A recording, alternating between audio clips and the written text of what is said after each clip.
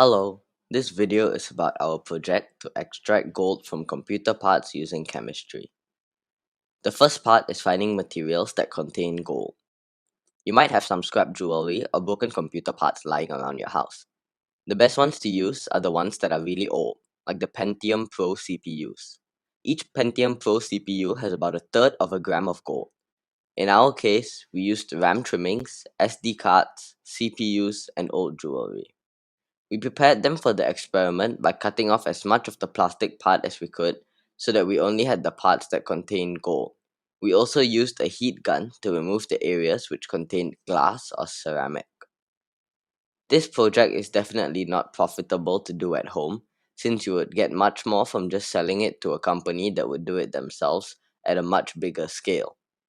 But it is a fun project if you like chemistry, acid, or gold. For the chemicals, we use 37% hydrochloric acid, Clorox bleach, 50% hydrogen peroxide, and sodium metabisulfite.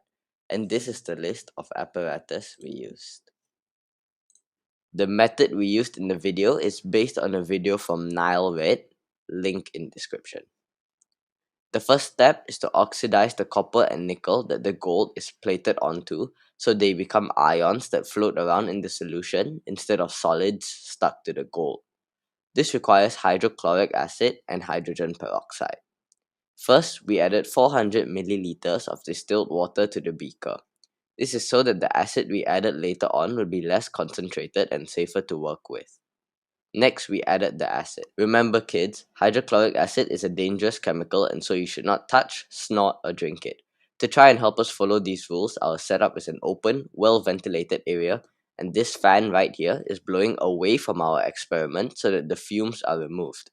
Our experiment fit included a lab coat, safety goggles, gloves, and closed shoes. Also, remember to always pour acid into water instead of pouring water into acid for safety reasons. Next, we added 20 milliliters of hydrogen peroxide. This is because hydrochloric acid alone is not strong enough to dissolve copper and nickel, but hydrogen peroxide is a strong oxidizing agent that allows the reaction to occur. Once the hydrogen peroxide was added, the solution turned bright green, which is the color of the hexaaquanickel 2 ion. We probably maybe might have added too much hydrogen peroxide too fast because the solution bubbled over and spilled a tiny little bit, but it's okay, we cleaned it up and life moves on. To provide a supply of oxygen, we set up a pump for a fish tank that we taped to the side of the beaker, then we covered the beaker with cling film to prevent acid splashing out. The next day, we added more acid and hydrogen peroxide to the reaction mixture. After about a week, we were left with a very dark green liquid, some plastic board pieces, and gold flakes. We set up a filter funnel with filter paper over a conical flask.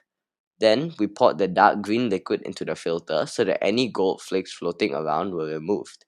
Then, we individually rinsed each plastic piece so that it wasn't stuck to any gold, then threw the plastic pieces away.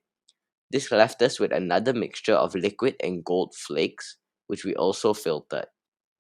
This took a long time to filter, so try to use as little distilled water as possible, but this is what we were left with in the end. The next video will be about how we purified and melted down the gold flakes. Thanks for watching and subscribe for part 2.